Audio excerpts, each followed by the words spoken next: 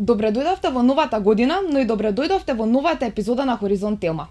Јас сум Теа и денеска со мене е една од најмладите доктори на науки во Македонија, но и на балканскиот простор. Денеска со мене е Ѓорѓина Ценич.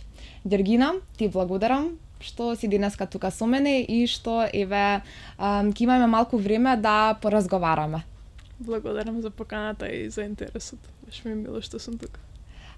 Како ти е вака кога слушаш доктор, еден од најмладите доктори на науки на овие простори? Дали тоа некако ти какво чувство ти создава?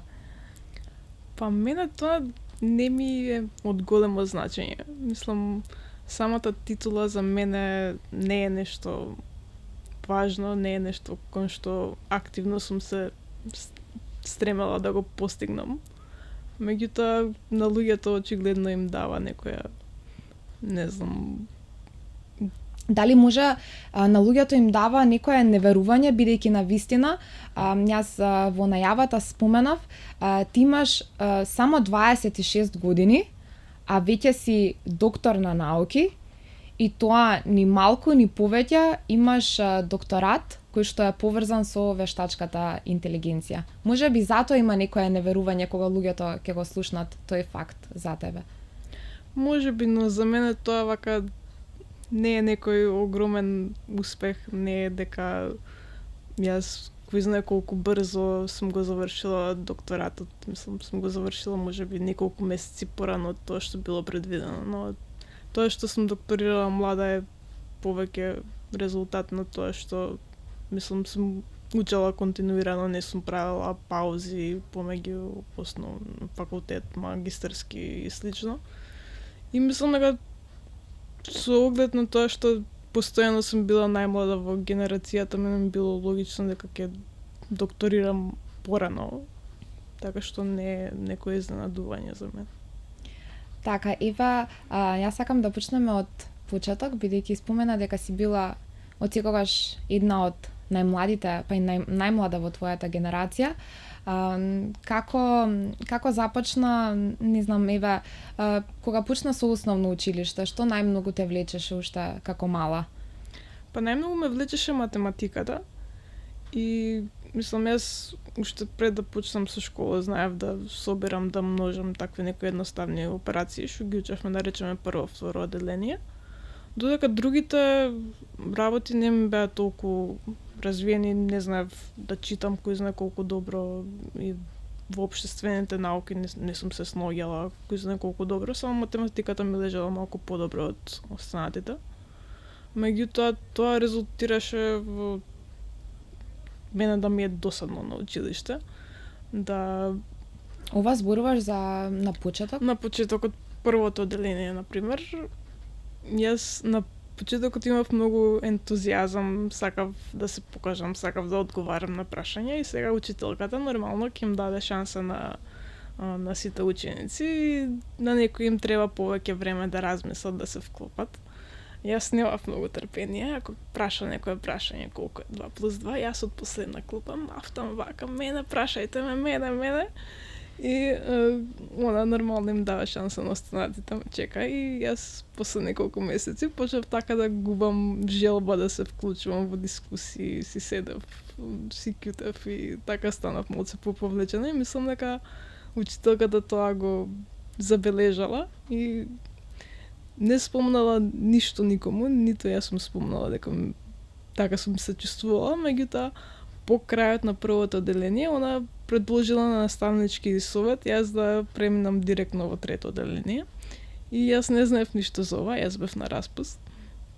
Тогаш се сеќавам дека мајка ми баш ми се јави на телефон и ми кажа, учителката предложила да рипнеш едно одделение, дали сакаш? И јас се викам, може, супер, ќе завршам со школа, што е можно поскоро.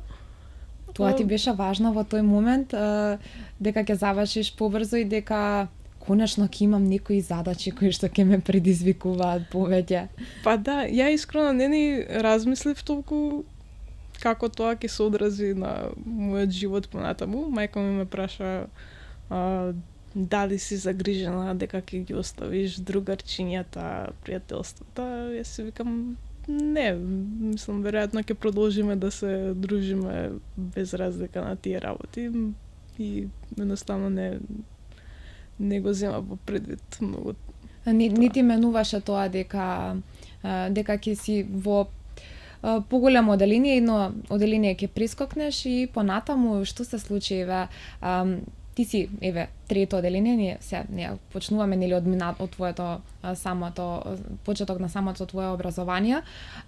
Тогаш всушност ти се раѓа љубовта кон науката и најмногу ако не грешам, те привлекува самата математика како наука.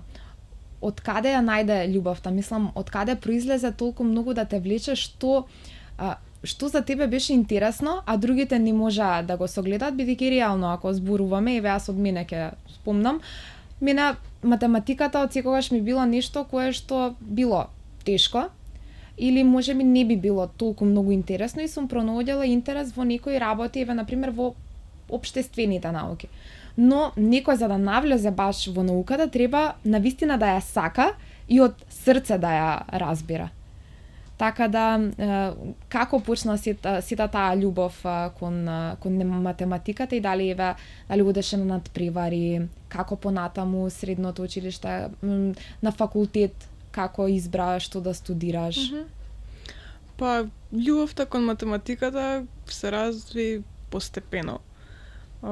Пред да почнам уште со основно училиште, научив да собирам затоа што татко ми даваше задачи за добрано наместо приказни. И понатаму беше интересно тоа што користиш цело време логичко размислување, не треба да учиш нешто на памет. Мене таквите некои општествени науки или природни каде што требало да се учат факти ми одаде потешко. Додека во математиката каде што има точен одговор секогаш нема многу место за да речеме филозофирање, отворени одговори.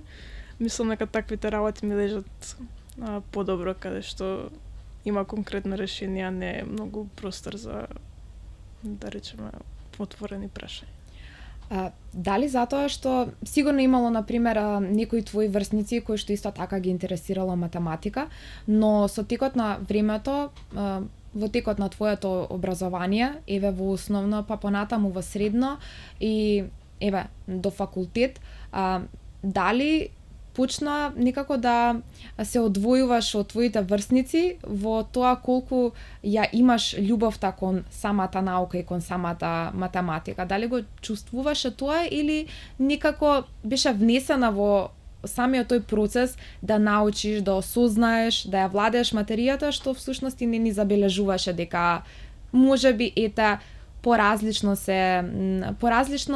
растеш и се движиш во самото твое напредување на попрофесионален план? Па мислам дека до одредена мера се забележуваше дека сум подавлезена во тоа. Мислам дека никој не може да каже дека сум била нормално дете. И мислам додека останатите беа на голем одмор се дружеа, јас си седев си решавав задачи, например. Така што имаше некои однесувања од моја страна што така наговестуваа дека сум повеќе насочена кон науката. И мислам дека тој факт што прилепна поделение и ми беше потешко да се вклопам со новата генерација, тоа исто така силно влијаеше на јас да се насочам повеќе на образованието и да посветувам помалку време на дружење со останатите и слично. Дали можеби сега ти е на некој начин криво, зашто така, например, си решавала задачи и не си се дружала толку, или сега си благодарна на самата себе си, бидејќи си го направила тоа затоа што денеска си постигнала успех како што го имаш? Па мислам дека сите избори што ги правиме на секојдневно ниво влијаат на тоа како ќе се развиеме понатаму и јас не би сменила ништо од тоа што сум го правила, иако сум била малку чудна во средно или основно, така што не е дека жалам за некој избор што сум го направила и мислам дека се исплатило затоа што денеска сум задоволна со тоа што сум и тоа што сум го постигнала такаш. Така, јас не би рекла дека си чудна, јас мислам дека си била изводредна, бидејќи сите знаеме дека малите, например, кога сме мали, многу тешко е да не насочат кон нешто да го правиме. И е многу ретко кога некој навистина ќе се внесе во нешто и кога ќе му држи толку многу внимание на толкав период, па дури потоа тоа да му биде и професија и да му биде кариера, но еве ти завршуваш средно, кај имаш завршено средно? Орце. Но во Орце. Понатаму се запишуваш на Финки. Да. Тогаш имаш, мислам, ако веќе едно одделение си прескокнала, тогаш имаш 17. Да, 17 завршив средно. На 17 завршуваш средно и на Финки си веќе 17 години, нели 18 полниш. Веќе на факултет мислам дека ти беше многу поразлично и побрзо се вклопи со твојата генерација и во самиот начин како беше студирањето. Па, да, мислам, ние што сме информатичари, не сме баш најдружелюбиви по карактер. Меѓутоа, мислам дека се најдов во една средина каде што имаше многу повеќе луѓе што се слични на мене и со кои малку подобро се разбирав, така што тоа беше подобро. Од факултет дипломираш. И како заминуваш во Словенија? Како започнува твојот пат во Словенија? Па, мојот пат во Словенија почна со еден имейл што го добив додека уште студирав на Финки, значи летото 2020 година. Во тоа време јас работев како софтверски инженер, меѓутоа беше ковид и бев дома, да речеме 8 месеци континуирано. И тој мејл кажуваше дека има опција да се аплицира за стипендија во Словенија за магистарски студии. И подоцна дознав дека тој мејл го пратиле до студенти на Финки што имале повисок просек. И јас одговорив на тој мејл и се слушнав со Томе Евтимов, што ми беше подоцна ментор во текот на магистерските и докторските студии. И он ми остави доста добар впечаток и ме праша да би сакала да се преселам и да завршам магистарски таму. И потоа некако за многу брзо време јас бев преселена во рокот 2 недели и во тој период требаше да ја завршам дипломската, да ја испрезентирам, да земам диплома од Финки, да спремам документи за виза, да најдам стан и да се преселам. Тоа беше за време на корона. Да. Значи дупло попредизвикувачко од што би било. Беше особено проблематично затоа што јас кога се преселив требаше да бидам 2 недели во карантин. И самото наоѓање на стан каде што можеш да си во изолација беше многу тешко, поради тоа што не секој ќе ти даде таков некој, да речеме, услови за да бидеш ти во карантин. Така што најдовме стан со 2 девојчиња од Македонија што беа исто запишани на истите магистарски студии и бевме во изолација 2 недели. И тоа значеше дека не можеш да одиш ни до продавница да купиш храна, да речеме. Како издржавте тие 2 недели? Ние планиравме да нарачаме храна, ама за да нарачиш храна требаше да имаш апликација и за да направиш апликација ти требаше словенски број. Така што мајка ми најде некои пријатели од Словенија, едно дете отиде да ми купи македонски број, ми го достави за да можеме ние да нарачаме храна.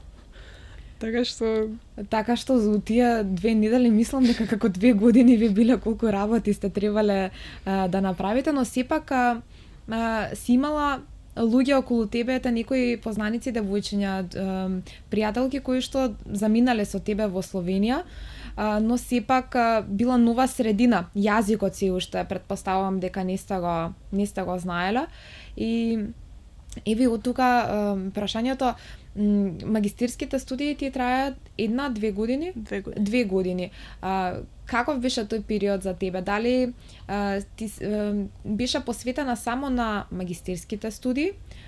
Што всушност смерот ти беше?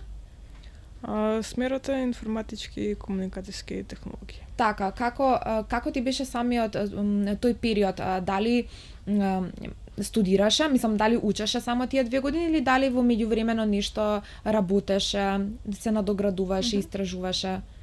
Па магистерските студии што ги запишав јас не беа баш класични магистерски, не беа слични на, да речеме, структурата на финки, каде што имаш предмети што треба да ги положиш и тие предмети ти даваат некои основи или те учат некои технологии, туку повеќе беше имаш, да речеме, 5-6 предмети, што се некои основни работи што треба да ги знаеш за твојата област и да речеме истите на финки би учел во првата или втората година до дипломски студии.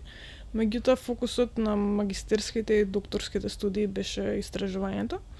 Значи ти во рокот на тие 2-3 години треба да направиш барем еден труд кај што мислам ќе го објавиш и ќе имаш искуство со работа со истражување и објавување трудови, а не беше толку насочено да учиш нешто на памет или не знам, да се запознаеш со некои нови технологии.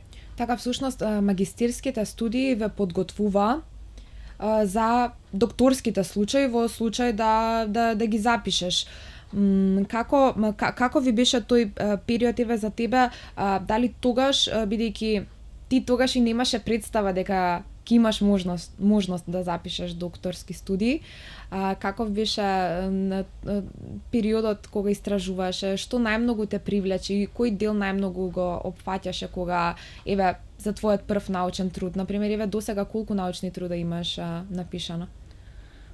Па имам, ако не се лажам, околу 12 во журнали и исто околу 12-13 во конференции.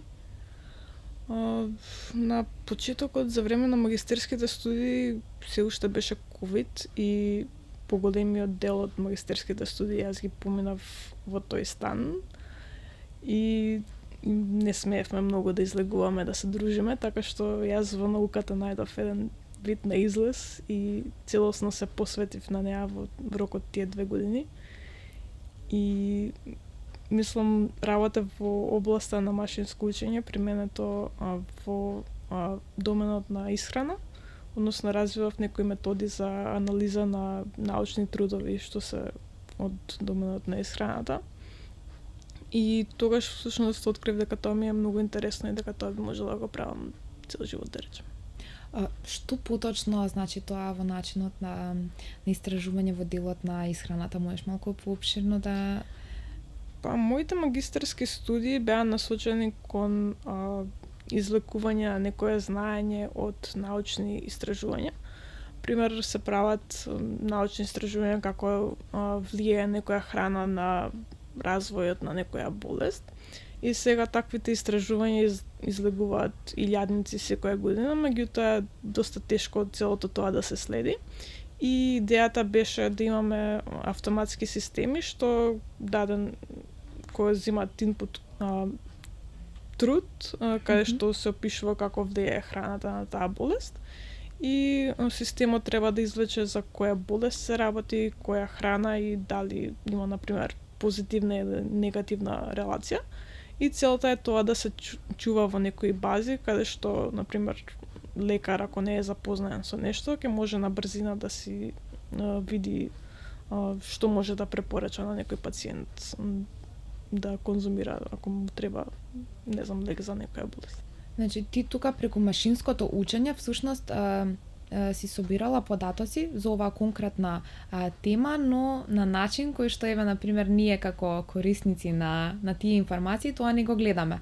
Ако можам така некако да го објаснам, но ова ти што го објасни сигурно за сите тие што се во тоа што горе доле ти го правиш, може би подобро и појасно име, но еве дали бидејќи спомна дека си била во периодот на корона, дали имаше и некогаш и некој во делот на самото ментално здравје? Дали имаше предизвик со тоа што го работиш, бидејќи сепак е релативно и тешка наука во споредба со останатите, во зависност нели од кој аспект ќе го гледаме тоа, но дали имаше некогаш предизвик, дали ти недостасуваа твоите дома, дали некогаш размислуваше да се вратиш во Македонија, дали имаше некој тежок период во самите магистерски студии, па дури и понатаму кога запиша и докторат? Па со оглед на сите предизвици за време на ковид, јас си сум изненадена што не сум имала некои такви кризни периоди. Мислам дека тоа беше резултат на тоа што јас цело време работев и тоа не звучи здраво, но мислам дека ми помогна да го издржам тој период, да немам многу време за размислување за дома и слично. И кога цело време размислувате за нешто друго, тоа некако на некој начин мене ми помогна за да го поминам тој период, меѓутоа кога се навраќам, кога размислувам за тоа, си викам некој би можел да полуди да беше на моје место. Да, пообично нели имаше оној период за време на корона дека сите ние сме дома, сите наоѓаат некои хобиња, со нешто се занимаваат, но сите всушност сакаат да излезат, бидејќи нели ни беше забрането, но еве сега ти си во Словенија. Од тоа што истражував малку за тебе, дознав дека со самото запишување на докторатот, ти магистерските и докторатот кога ги запиша се на дали се на истото место? Мислам дека за институт се работи? Да, институтот Јозеф Стефан. На тој институт ти всушност од магистерските, како што спомна дека си добила прилика да добиеш стипендија, тоа се случи исто и со докторските студии? Да, имаше позиција што се вика млад истражувач и е финансирана од страна на државата. И на нашиот оддел имаше таква отворена позиција и јас аплицирав за неа и ја добив, така што. Така, од владата на Словенија? Од агенцијата што е за истражување, што е деломно финансирана од страна на државата, да. Така. Значи не е за Македонија, туку е за Словенија, но дали тогаш кога запиша, дали беше свесна дека веќе влегуваш во некоја нова етапа или тоа беше за тебе сосема нормално, не размислуваше во смисла дека еве некако патот те навел, си заминала во Словенија, си магистрирала, не си ни очекувала дека ќе нели да се надеваш дали ќе добиеш докторат, бидејќи сепак нели кога сме млади се ни е нешто несигурно, нели, и кога го запиша докторатот, какво ти беше чувството? Дали се чувствуваше дека сега јас ќе докторирам, па можеби тоа ќе биде и многу порано од моите врсници? Па не сум имала некој особено чувство, за мене повеќе се чувствував како да ги продолжувам магистерските студии, затоа што пак секојдневието ми беше релативно слично, продолжував да истражувам секој ден, да се занимавам со слични работи, бев во истата средина, така што немав некое посебно чувство дека сум во некоја нова етапа во животот. Така, еве сега ти имаш словенечко државјанство со самото запишување на докторски студии, колку што читав, сега си имаш двојно државјанство. Имам тројно државјанство. Да, кај македонско, српско и словенечко. Така, и па сега можеш да бираш и според државјанствата дали би се вратила во Македонија пак да живееш? Па сега за сега не. Во Словенија мислам дека се пронајдов себе си, дека имам добри услови за живот и за работа и моментално мислам дека условите во Македонија би ми биле полоши, би било потешко да се развивам тука. Попредизвикувачки еве од твоја страна, бидејќи во Македонија секоја академска година најмногу студенти има на финки. Мислам и ти го знаеш тој податок, и има многу млади кои што нели учат финки кои што понатаму се развиваат, значи информатиката всушност на некој начин е и наука на иднината, ако сакаме тоа или не, многу професии почнуваат да изумираат, а во информатиката всушност и се наоѓаат нови професии, се развиваат нели нови работни позиции. Дали често слушаш од твоите пријатели, колеги од факултет дека тие што останале тука во Македонија имаат предизвици, дека не можат да се снајдат во средината? Што според тебе мислиш дека во државата е потребно да се развива и што фали во државата за да луѓето како тебе, еве ти си заминала, бидејќи Словенија има подобри услови. Еве што мислиш дека е потребно на Македонија за да ти некогаш би се вратила тука да живееш, или студентите кои што се на финки би останале тука да живеат и да се развиваат? Па мислам дека не станува збор само за студентите од информатичките факултети. Мислам дека станува збор општо за ситуацијата во Македонија, за условите што се нудат.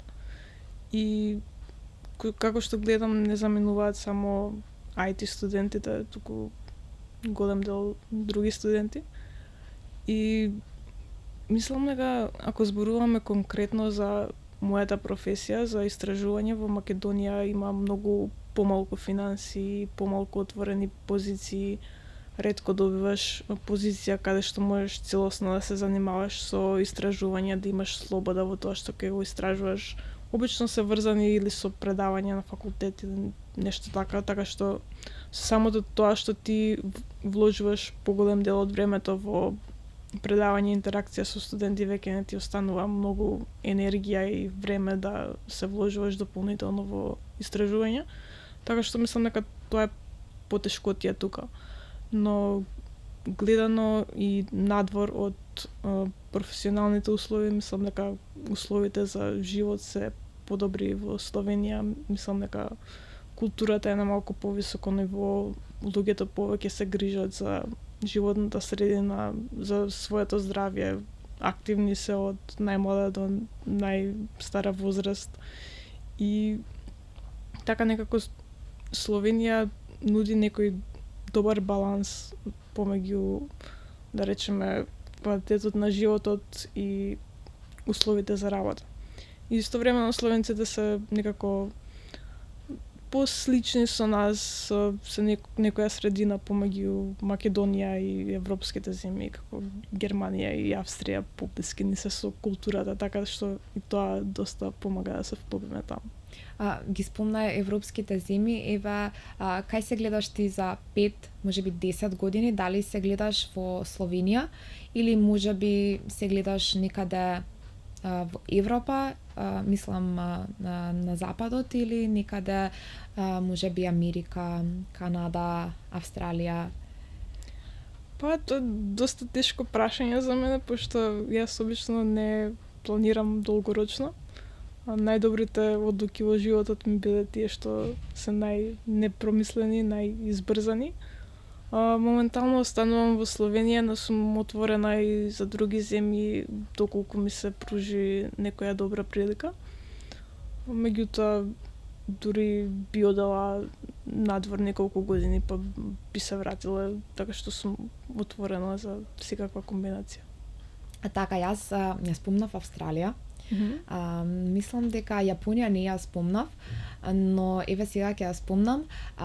Преку твојата истражувачка работа, бидејќи претходно што зборувавме пред да почнеме да снимаме, зборувавме и за тоа дека секој истражувачки труд всушност и треба да се презентира, односно да се оживее, ајде така да го кажеме. И ти ми спомна дека самата истражувачка работа всушност ти дала шанса да прошеташ, да одиш на места како што се Австралија, но и Јапонија. И еве, дали ќе можеш малце повеќе да ми кажеш во тој дел, кога патуваше таму и како си помина и како твојата работа всушност те одведе до тие простори? Па изминативе 3 години за време на докторатот имав можност доста да патувам, затоа што, како што рече, секој труд што го праќаме на конференција, мораш да одиш да го испрезентираш. И тоа ти нуди понатаму можности да комуницираш со луѓето што се експерти од таа област, да добиеш нивен фидбек и исто така да си ја прошириш мрежата на луѓе со кои соработуваш. Во изминативе 3 години јас вогнавно патував на конференции што се поврзани со оптимизацијата. Една од главните конференции што ја таргетираме се вика GECO, тоа е акроним за Genetic and Evolutionary Computation Conference. И таа годинава се одржуваше, например, во Малага, во Шпанија, лани беше во Австралија, претходно во Лисабон, претходно во Бостон. И јас на сите овие конференции имав можност да презентирам дел од својата работа и да патувам таму. Исто така сум била на конференции во Сингапур, Кина, Мексико и повеќе земји низ Европа, така што имаше доста можности да се види нешто ново. Значи на некој начин се вмрежувавте и со другите кои што всушност работат на иста тематика и се дел од истата наука, но која земја еве за тебе остави најголем впечаток, освен професионалниот дел, каде стигна најмногу пријателства, познанства и каде најмногу ете така, не знам, се пронајде или во делот или еве земјата, културата, сепак сте имале сигурно малку време да прошетате, да истражите не само науката, туку и да го истражите и местото каде што сте биле. Па различни земји оставаат впечаток поради различни работи, како најубава за шетање, најинтересна би ја издвоила Јапонија, најдобра храна Мексико, што знам, секој, не знам, азиските земји ми се особено интересни затоа што се како друг свет и тоа е доста интересно, не е нешто што го гледаме секој ден, така што колку подалеку толку ми е поинтересно. Така и всушност ти се отвараат погледи за многу работи и тоа на некој начин можеби те инспирира во самата работа која што понатаму ја правиш, но еве јас тука би го спомнала машинското учење и алгоритмите и за тоа ти всушност што го работиш, истражуваш, еве јас ќе спомнам оптимизираш, ќе нафрлам така некои хаштагови, што всушност се алгоритмите и што е тоа што ние не го гледаме, а всушност секојдневно ни излегува. Па, алгоритмите за машинско учење се веќе интегрирани насекаде околу нас, би рекла. Ги користиме на дневна база, иако можеби не сме свесни за тоа. Секој пат кога користиме некоја социјална мрежа, во позадина е систем за препораки, исто доколку правиме некој онлайн шопинг, имаме систем за препораки. Ако користиме, например, навигација, тоа е некој пат, користи алгоритам за најкраток пат, например, така што се веќе интегрирани во сите по како напредни смарт апликации што ги користиме, но не секогаш знаеме кое е името или што е позадината на тој алгоритам што се користи. Така, бидејќи честопати тоа не го гледаме, а тоа е всушност нешто што ја одржува содржината, може така да кажам, но еве што всушност вие секојдневно правите, бидејќи ти сега докторираше, ти си на самиот институт, ако не грешам, во делот на истражувањето и имаш всушност истражувачка работа. Што правите секојдневно? Дали тоа е по проект или секојдневно мора да одржувате некоја датабаза или не знам да биде поврзано со алгоритмите или со машинското учење? Па ние се занимаваме со истражувачка дејност, не одржуваме бази или апликации. Повеќе работиме на измислување на нови алгоритми или системи што треба да решаваат некој проблем и работиме на евалуација и тестирање на таквите да речеме модели од машинско учење што ги развиваме. и во главном процесот е тој на евалуација на алгоритмот, потоа треба да произведете некој научен труд каде што објаснувате што сте направиле, колку се резултатите, како се вклопуваат со претходните трудови или работата во таа област, така што во главно е истражување на нови модели. Како сето ова е поврзано со вештачката интелигенција? Па машинското учење е како подполе на вештачката интелигенција, со тоа што машинското учење, значи целта е од некоја големо количество на податоци да извлечеме некоја корисна информација, без разлика дали тоа е некакво предвидување или како класификација, сегрегирање на информациите. Целта е да извлечеме нешто што можеби не е видливо со човечко око или некои, да речеме, правила од податоците што некако може да ги искористиме за наш бенефит. Ја спомна вештачката интелигенција денеска е многу користена и луѓето често зборуваат дека вештачката интелигенција ќе замени многу работни позиции, дека луѓето ќе станат помрзеливи. Дали сметаш дека е тоа така или сепак човекот е тој што е главен, не може вештачката интелигенција да го замени? Па мислам дека нема да ги замени позициите, но ќе смени како истите се работат. Мислам дека нема да ги замени конкретно луѓето што го работат тоа, меѓутоа луѓето што ја прифаќаат вештачката интелигенција, можеби ќе ги заменат оние кои што не ја прифаќаат, затоа што можат да бидат продуктивни и побрзо да ја завршат работата и слично. И мислам дека се јавува некој страв кај луѓето дека можеби ќе бидат заменети, но тој страв не мора да е секогаш негативен. Мислам дека може и добро да се искористи. Затоа што стравот може да е поттик да научите нешто ново, да смените какви сте биле до сега, затоа што луѓето што го немаат тој страв, што сте индиферентни, ќе бидат на крај оние што се заменети. Така, и во самиот дел, еве јас ја користам вештачката интелигенција, но ја користам за да ми помогне, ја користам за некои работи да ми олесни, но сепак доаѓаме до оној момент каде што потребно е да не ја запоставиме етиката, бидејќи денеска, како што многу работи се, да не кажам, имаат малициозни намери, се злоупотребуваат, така и со вештачката интелигенција. Многу луѓе кои што секојдневно ја користат, сакаат да добијат нешто, но во спати да наштетат. Како, еве, ти како доктор на оваа поле, како мислиш дека тоа може да се изрегулира или самиот алгоритам кој што се гради, тоа не може да го детектира и дека сепак треба човечко око кое што ќе го надгледува тоа? Па, тоа не е едноставно прашање, затоа што има цели области што се занимаваат со подобрување на моделите за да задоволат некои такви барања, како, например, тоа го викаме fairness, значи моделот мислам да не биде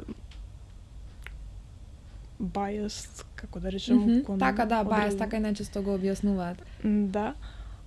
Потоа се работи на интерпретабилност, односно да можеш некако да го интерпретираш моделот, да знаеш зошто направил некоја предикција, бидејќи без тоа, мислам, не можеш да сватиш каде е проблемот, како некој го искористил алгоритмот, така што тоа се работи на кои што истражуваат луѓето и свесни сме дека треба да се подобрат, но мислам дека со самото тоа што луѓето подека ги прифаќаат ваквите алатки, барем стануваат свесни за ограничувањата и за како тие можат да се злоупотребат.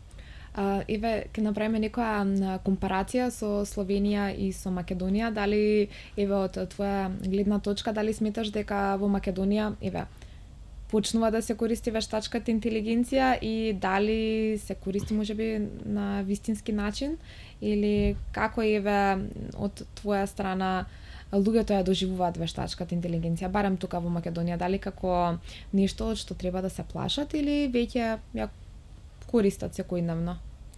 Па, мојот впечаток е дека повеќе ја користат секојдневно, дури постарите генерации мислам дека се снаоѓаат затоа што самиот дизајн на тие интерфејси е доста едноставен и е наменет за секој да може да го користи, така што не гледам дека постои толкав страв, не дека јас сум зборувала со многу луѓе на темава, но мојот впечаток е дека полека почнуваат да ја интегрираат во својата работа и дека ја искористуваат за да си го улеснат животот.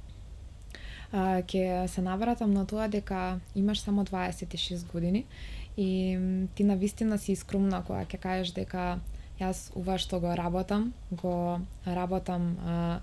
само за мене и дека воопшто и не го сваќаш тоа дека е достигнување, но навистина е достигнување. Ева, например, јас имам 23, треба да магистрирам, а зборувам со некој кој што е веќе доктор на науки и навистина ми е чест и така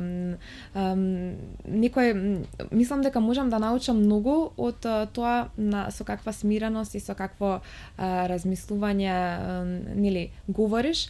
Но еве кога ќе спомнеш на луѓето, на пример, што работиш или што учиш, како реагираат, дали им е можеби чудно или едноставно некако не веруваат дека еве на толку млада возраст го имаш постигнато тоа што го имаш. Па мислам дека им е чудно, многу ретко некој разбира што точно работам. И кога ќе почнам да објаснувам луѓето, полека гледам дека се губат, така што давам еден така генерален опис на тоа што го работам. И да, на некои луѓе можеби им е чудно што ете сум докторирала на 26 години, како може без како може да продуцираш ти научни трудови на 26 години за да докторираш, меѓутоа не знам, мислам дека возраста не е толкав фактор да имаш ти 26 или 30 години, кога цел живот си се фокусирал на образование и си навлезен во тоа што го работиш. Мислам дека возраста не е толку важна, барем луѓето со кои комуницирам јас на секојдневно ниво не се заинтересирани за мојата возраст. Не им е чудно што јас имам 26 години, никој не ме ни прашал за тоа, така што мислам комуницираме за научни теми и не е дека некој многу се интересира колку години имам јас. Така, еве, спомена со луѓето кои што работиш и моментално ова што го работиш, дали е работа од твоите соништа или во иднина планираш да се фокусираш на нешто поинаку, да навлезеш во некоја друга сфера која што е дел од вештачката интелигенција. Дали ова е единствената пасија која што имаш моментално што ја работиш или можеби си размислувала и за некои други делови на професионален план? Па за сега сум заинтересирана за машинско учење. Не сум многу фиксирана на кое поле тоа ќе се аплицирам, меѓутоа обично гледам да најдам области каде што има некои проблеми, каде што јас би можела да придонесам со своето искуство и знаење. Така што сум отворена за решавање на нови проблеми, само гледам каде јас најмногу се вклопувам и каде може да имам најголем придонес. Дали може би те влече дело да станеш еден ден професор? Па не.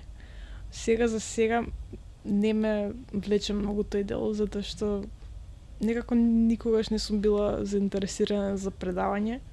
Мислам дека им фалат некои квалитети што треба да ги има добар професор. Јас во глобала не зборувам многу, да зборувам 2 сати за време на еден час ми е премногу можеби. Исто така мислам дека поинтересно ми е да откривам нови работи отколку да го споделувам своето знаење со студенти.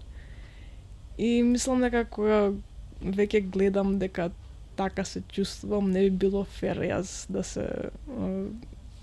се пикам да бидам професор и некого мислам професорите имаат големо влијание врз студентите и не сакам фактот што јас не сакам да бидам професор да биде негативно да влие врз некој. Еве, бидејќи јас не знам, љубопитна сум во тој дел, бидејќи вештачката интелигенција всушност и нашата иднина, ако гледаме од тој правец, што мислиш дали е оние размислување или што имаме гледано на филмови дека ќе имаме летички возила, дека не знам што ќе направи вештачката интелигенција или дека ќе одиме и на секаде околу нас ќе бидат роботи, не дека сега во Јапонија го нема тоа, на пример, со служењето и со другите професии кои што нели ги развиваат самата вештачка интелигенција, тука роботиката кои што нели еве да направиме една паралела не се исти, туку се подкрепени една со друга, односно вештачката интелигенција кон роботиката, но еве според тебе како мислиш дека светот ќе изгледа ако вештачката интелигенција на секојдневно ниво толку многу напредува? Мислам дека тоа е тешко да се предвиди затоа што во науката не знаеме како некој експеримент ќе резултира, да знаевме ќе немаше потреба од нас како истражувачи, така што можеби дел од тоа ќе се оствари, можеби ќе имаме роботи што се вклучени во секојдневието, но веројатно дел од тоа ќе остане научна фантастика. Така, значи мислиш дека ќе има промени, но промените нема да бидат толку видливи како на филмиве, како што па останува да видиме, мислам дека нема сето тоа да се оствари, меѓутоа делови, да, мислам, ако веќе развиеме роботи што можеме да ги користиме во секојдневието, зашто да не? Еве, како никој што е стручен во оваа област, кога станува збор за вештачката интелигенција, кој мислиш дека треба да го има последниот збор? Дали тоа треба да бидат научниците, односно еве ти како научник, дали треба да бидат државите или дали треба да бидат компаниите, бидејќи сепак вие сте тие кои што истражувате и понатаму тоа го на некој начин го сервирате во јавноста, но на кој тука треба да каже до каде е границата на самото користење и оној дел како што претходно го спомнав, етичкиот дел. Колку треба да се навлези, до каде треба да се каже чекај, до тука не можеш и не би било во ред да се продолжи. Па мислам дека треба тука некоја соработка, затоа што ние како научници гледаме да развиеме нешто и наш цел е да подобриме како тоа нешто работи, меѓутоа етичките прашања не се само на нас, затоа што очигледно влијаат врз сите, така што треба поголема вклученост и да речеме од државните установи и од луѓе што можат да проценат како тоа ќе влијае врз сите други, така што дефинитивно не е само на нас и би било многу страшно да е само на нас.